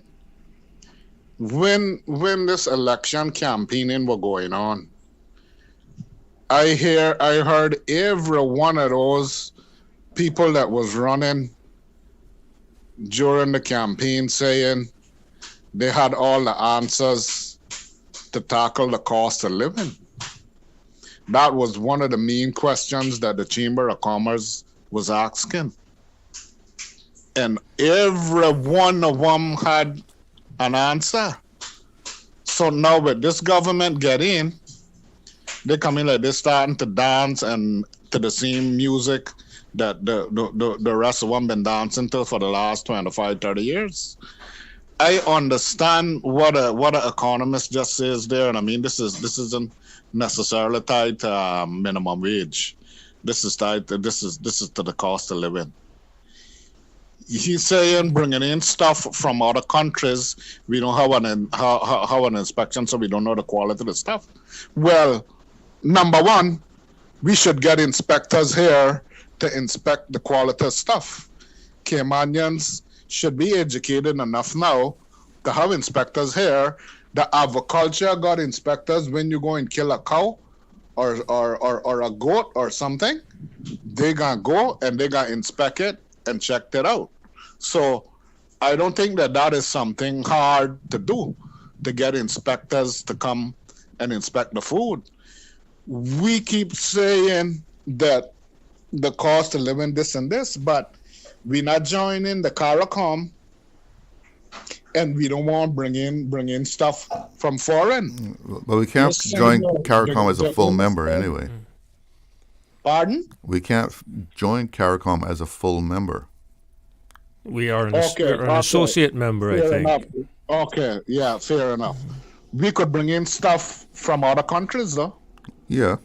Cheaper from Central America, right? Provided how do you get it here? Like I just alluded to, we get inspection and we bring those in.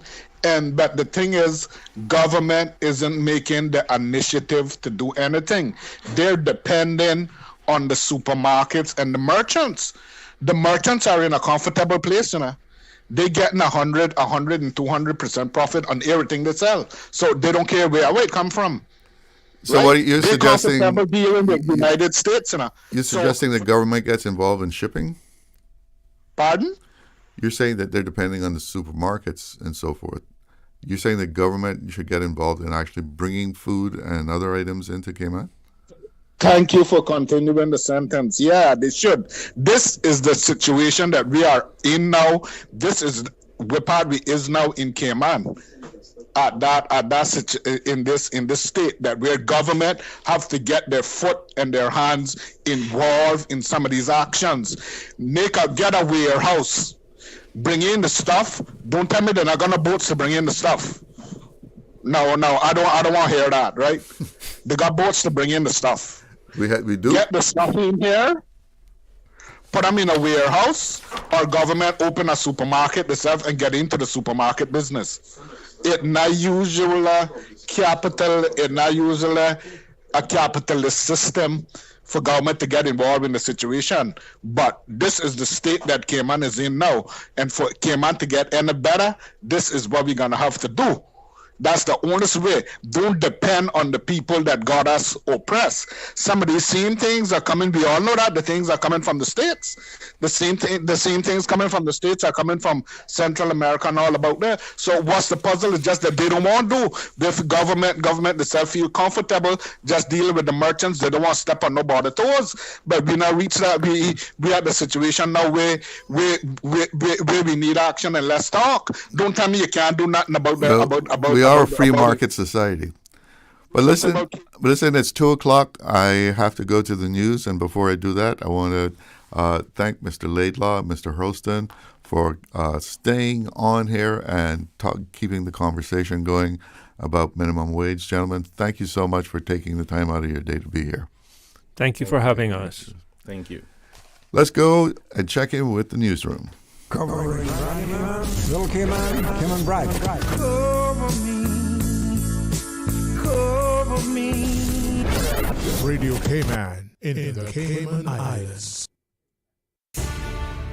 From Radio Cayman's newsroom, this is Headlines.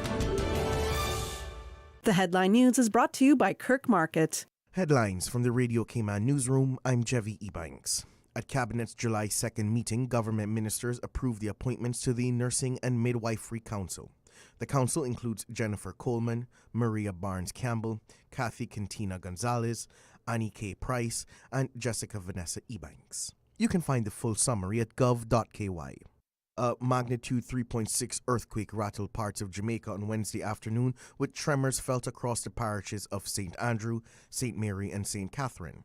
According to the earthquake unit at the University of the West Indies Mona campus, the minor earthquake struck at 4:15 local time, originating southwest of Buff Bay in Portland at a depth of 16 kilometers. Despite widespread shaking, there were no reports of injuries or damage. This recent quake follows a 3.1 magnitude tremor recorded last month in St. Andrew. In other regional news, Caribbean Airlines will launch non-stop flights between Dominica and Puerto Rico up to 3 times weekly starting the 15th of August. The airline is also adding direct routes between Dominica and Trinidad and onward connections to New York. CEO Garvin Madeira says the schedule changes respond to customer feedback and aim to boost regional connectivity. Flights are now open for booking via the airline's website, call center, or through travel partners. That's your latest headlines from the Radio Cayman newsroom. I'm Jevi Ebanks. www.radiocayman.gov.ky. Check out our social media pages: Facebook, YouTube, X, formerly Twitter, Radio Cayman Headline News.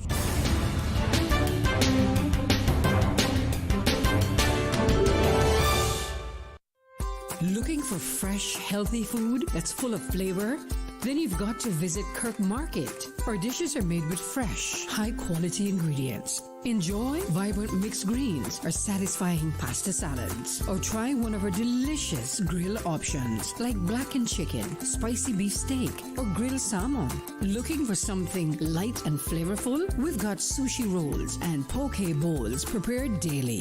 And don't forget to explore a hot bar or Billy Fresh salad at the salad bar. Stop by Kirk Market today for breakfast, lunch, or dinner and taste the difference. Eat well, live well with Kirk Market.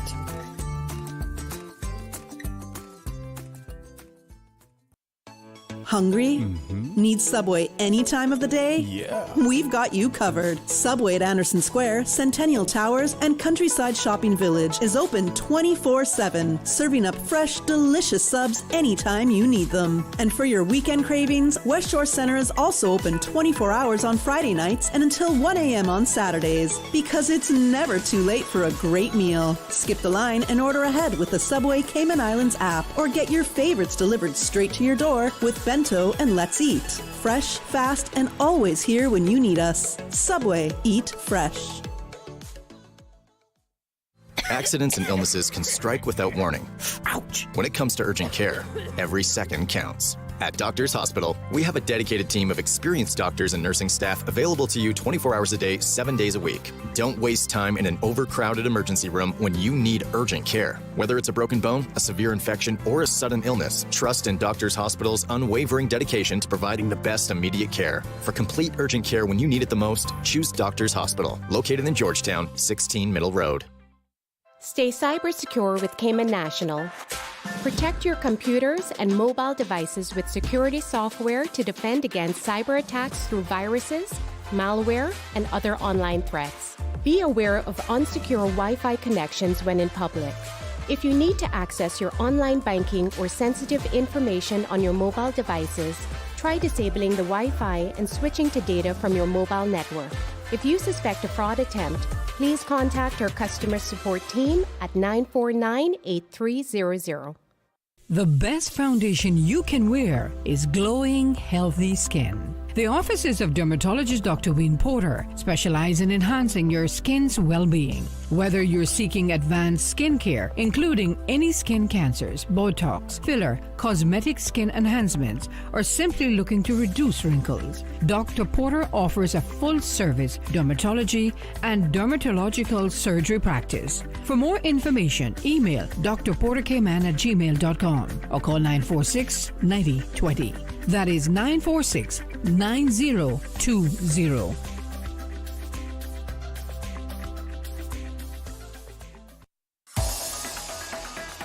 Radio Cayman's Talk Today.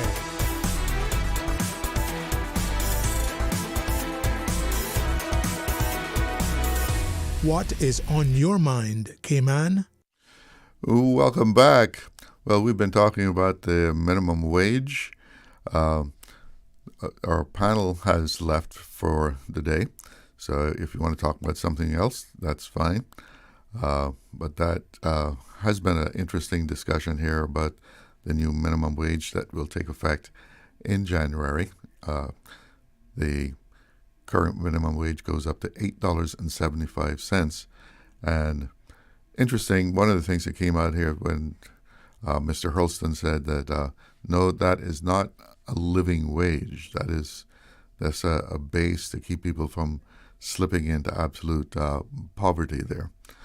I think the best news out of this is what we've heard, that this is just a part of trying to help people to uplift themselves. Giving someone $8.75 is, as you said, it's not a living wage. It doesn't help them to improve themselves that much. But the vision of the minister, Minister Myles, is that we're going to help people to upgrade their skills, perhaps improve some of their basic education skills that they may have missed out on in school, such as being able to read well, do some basic math, provide them with the ability to go out and get not a job, but a better job than what they've been able to do, and actually be more valuable to an employer than $8.75 an hour. So, that goes back to that whole thing about, you give a man a fish and or you teach him to fish, which is better, right? Giving him a fish is good for today, but teach him to fish, then he can fish all his life. But if you didn't get to speak to the minister, by the way, Minister Myles will be back in the studio on Monday, and he will be here for longer than what he had today, because he had a sort of double booking going on. So he had to get someplace by 1 o'clock, so he couldn't stay with us that long. So, you want to talk about minimum wage? We can continue to talk about that. Or if you have something else you want to bring up, please don't hesitate to pick up the phone and give us a call. And let's see here. Do we have a caller?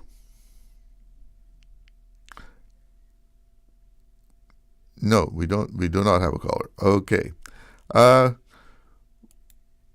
I was wondering about that. Last week we heard that the Privy Council has said that the governor did act within his authority when he legislated the legalization of same-sex marriages. And I was wondering, when the law is changed, does that make attitudes change also? Or you certainly can't legislate how people think about things. And, people still have their opinions, especially when it's touching on what they would see as morality. So when laws change, how does that shape the attitude of people? And I was looking into this, and especially as in regard to same-sex marriage, because that was the question at hand there. And from what I've read, yes, legalizing same-sex marriage can lead to more positive attitudes towards gay people in a society. And research even suggests that the introduction of same-sex marriage policies can shift public opinion and increase its acceptance. Will that happen in Cayman? I think among younger people, we might see that sort of thing happening. I don't know about the older generation. But what I found in researching this is evidence supporting this: shifting social norms, legalizing same-sex marriage can signal to the public that same-sex relationships are socially acceptable, influencing people's perceptions of what is normal and appropriate. Reduced prejudices. Studies have shown that the introduction of same-sex marriage policies is associated with a decrease in prejudice and an increase in support for the rights of gay people. Increased visibility, the visibility of same-sex couples getting married can normalize these relationships and challenge negative stereotypes. Legitimizing LGBTQ plus identity. Same-sex marriage can be seen as a form of social recognition and validation for LGBTQ plus individuals, which can lead to greater acceptance and self-acceptance. Some examples, a study from the LSE Business Review found that the introduction of same-sex marriage policies was linked to statistically significant increase in the likelihood that people agreed that gay men and lesbians should be free to live their own lives.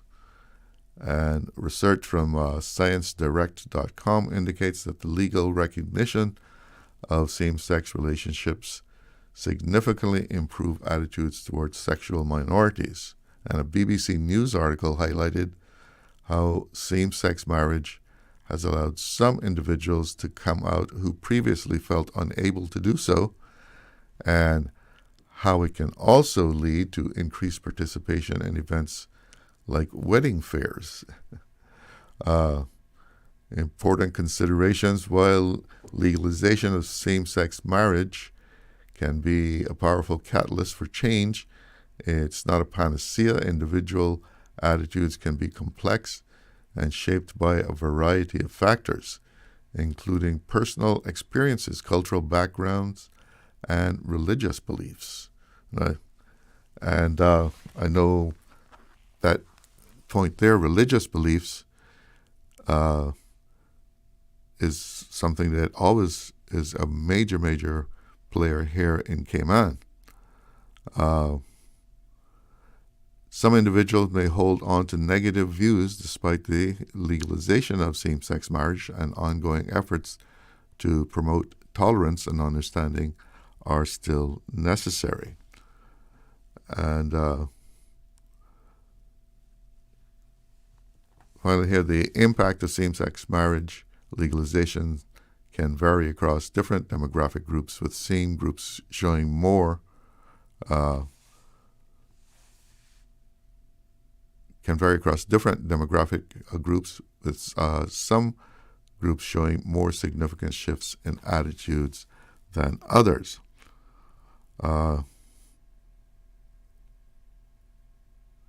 So how long will it take before that law will trickle out into the greater society?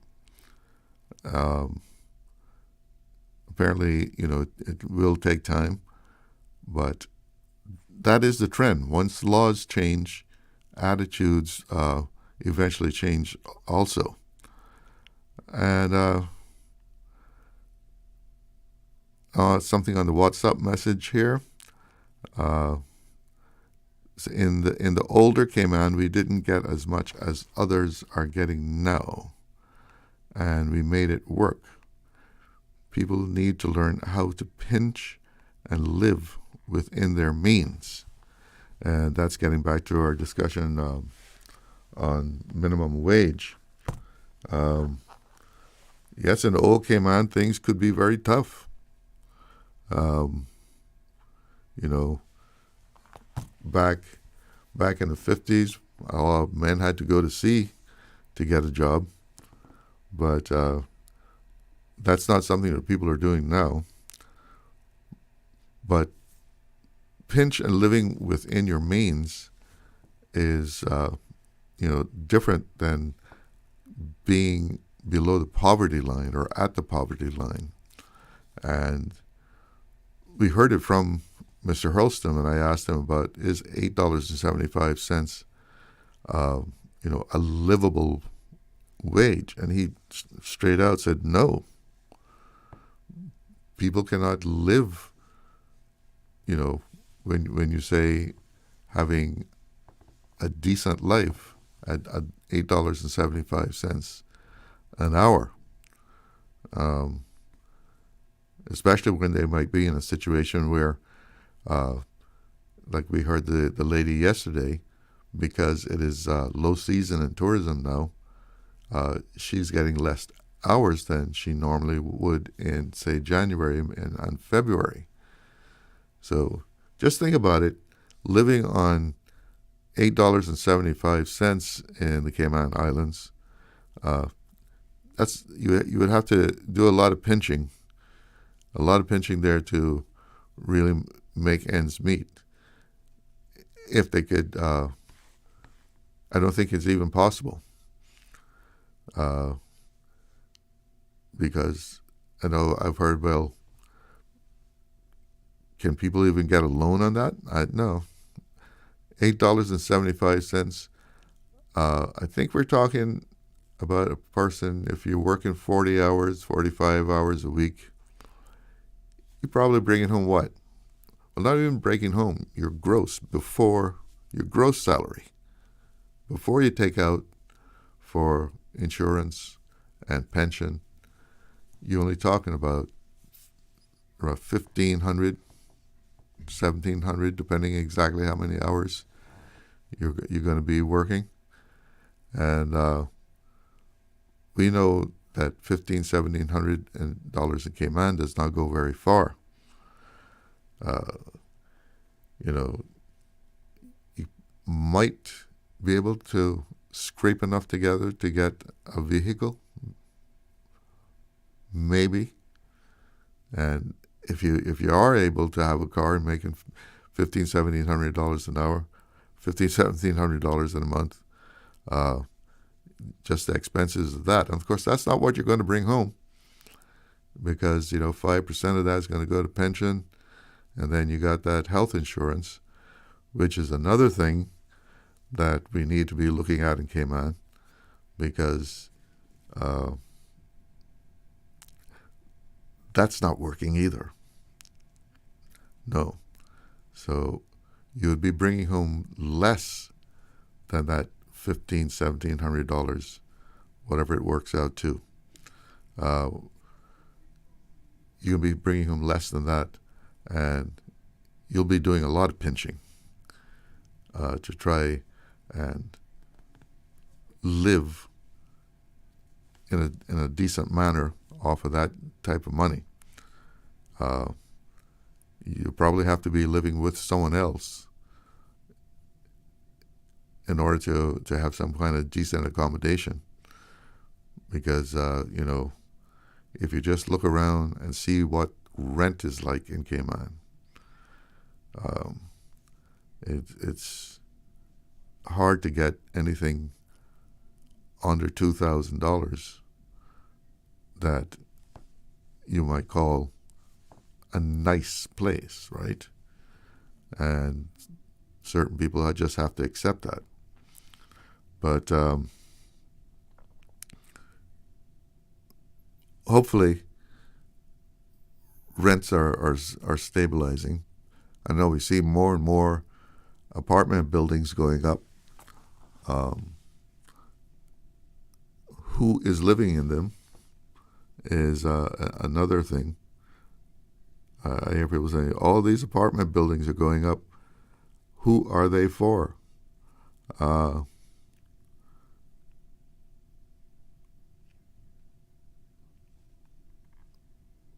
See if I see a WhatsApp message here I'm trying to get open, but it won't open for me. There we go. Let's see what this is.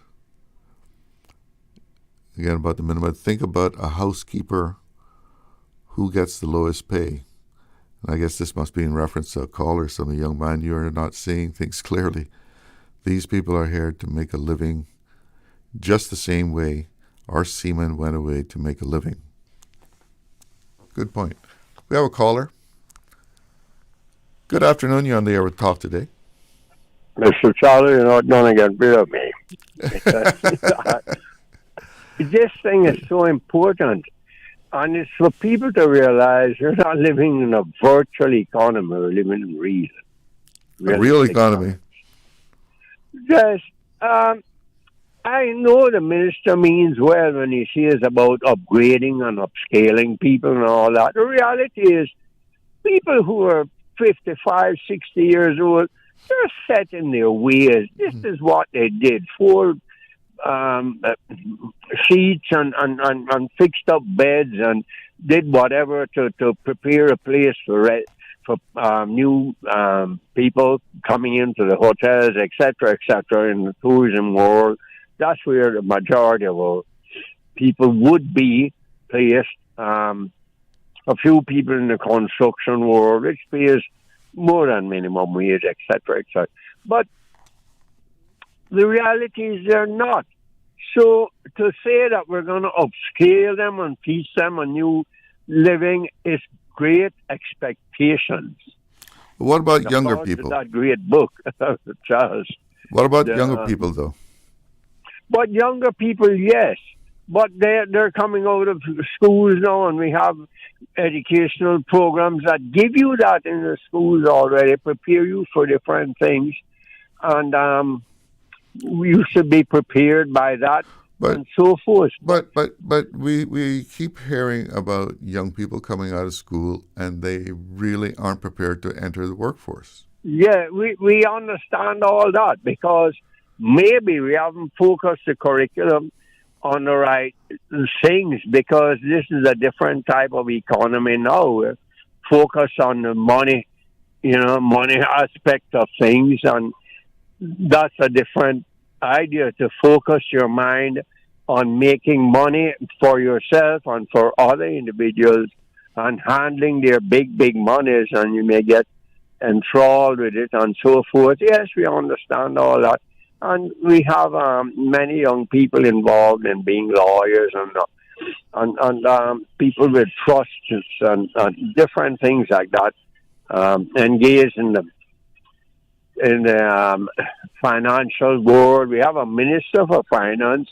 I don't know how many countries have that, and a minister for financial services. That's how important those two things are. I don't know how to separate the two things for the common man and so forth. Well, but financial services is, dealing with that sector that is a backbone of the Cayman economy. Yes, and businesses and business improvements, and then a minister for finance. Yeah, I think that's government. That's government finance. Yes, the government things.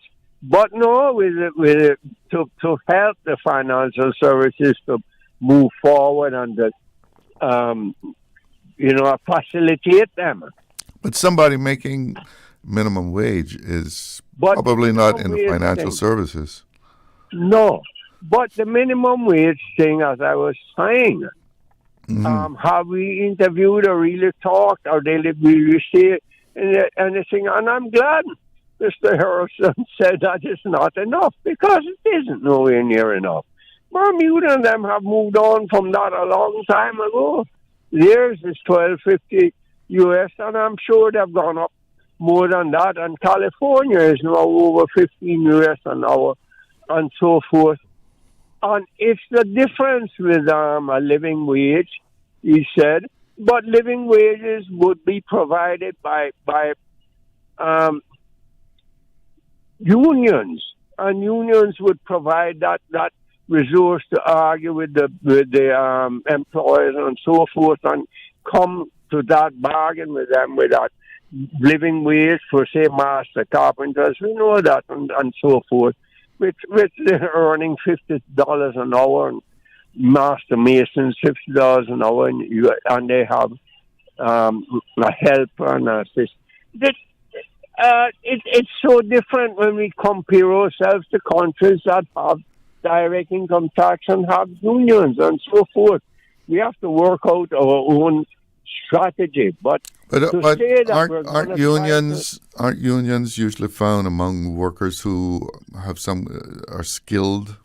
Yes, they're usually that. But then they're also for ordinary labor too. Ordinary labor, yes, do have unions. I know what I'm saying. They do have unions for just labor. And it's a totally different concept. We don't have it here. The powerful private sector, we must not be afraid to say these things. Has not allowed us to have unions. We know this. Yeah, I know union used to be a dirty word. I can remember. Yeah, the effort started in 1974 by my great friend Buzzer Tibbetts Garth. I'm sure it was him, God bless his memory. But it didn't get anywhere, and so did Mr. Frank McFeel, and it went on and on. But we know that the powerful opposition to it from the private sector, they're very powerful here. And nothing, I'm not saying anything about them and all that. That's their thing. You have a business, you and your family must make money. And that's what you have a business for, to make money for your family. No use talking about you're doing it for the community and all that. That's all very well and nice, but you're not. You're doing it to make money for yourself and your family, or you wouldn't be in business. And that's the objective. I mean, the bottom line, right? For people to realize. And so therefore, to reach a minimum wage of $8.75, it's nice to get that raise, but it's nowhere near enough, as he said. It's been 20 years. It's been going on and on and on. And we're just, like I said, the lack of courage has kept it like this, But if we have the courage to do the right thing, we can move it forward and we can get it better than that. But do we have the courage? As I said, it depends on the political directorate at the time. It's obvious, it depends on politicians. Have a wonderful day, Charlie. You're doing a great job. God bless you. Well, thanks for calling back. You take care.